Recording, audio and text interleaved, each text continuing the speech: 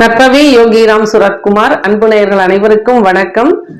நம்ம வீட்டுல தங்கம் நிறைய சேரணும், தங்க நகை வாங்கணும் அப்படின்னு சொல்லி எல்லாருமே ஆசைப்படுவீங்க. அதுக்கு இன்னைக்கு தங்கத்தோட விலையை நினைக்கும் போது ஒரு பயமா தான் இருக்கும். விட்டுருங்க, அதை பத்தி எல்லாம் பயப்படாதீங்க. சின்ன சின்ன சேமிப்பு பண்ணுங்க, நகை சீட்டு போடுங்க, அல்லது நீங்க வேற ஏதாவது கொஞ்சம் கொஞ்சமா அமௌண்ட் சேரும்போது ஒரு 5000 ரூபாய் ஒரு 5000 ரூபாய் 10,000 ரூபாய் சேரும்போது அதுக்கு தகுந்த மாதிரி உடனே ஒரு சின்ன காயின், ஒரு 500 milli coin, 1 gram coin, 2 gram coin, உங்ககிட்ட என்ன பணம் இருக்கோ அந்த பணத்தையே வச்சுக்கிட்டு இருந்தீங்கன்னா செலவு பண்ணிடுவீங்க. அப்பப்போ போய் காயின் வாங்கிட்டு வந்துருங்க, வாங்கிட்டு வந்து வச்சிருவது ரொம்ப சிறப்பு.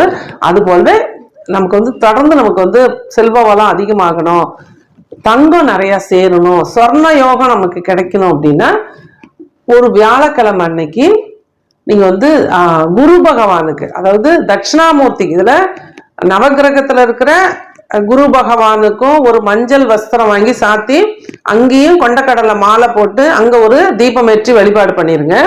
பிறகு தட்சிணாமூர்த்தி கிட்ட வாங்க. தட்சிணாமூர்த்தி கிட்ட வரும்போது 3 மஞ்சை நிற டவல், மஞ்சள் துண்டு 3 வாங்கணும், அந்த சுவாமிக்கு தகுந்த மாதிரி. உங்க ஊர்ல என்ன அளவுக்கு தட்சிணாமூர்த்தி இருக்காரோ அந்த அளவுக்கு அவருக்கு சாத்துற மாதிரி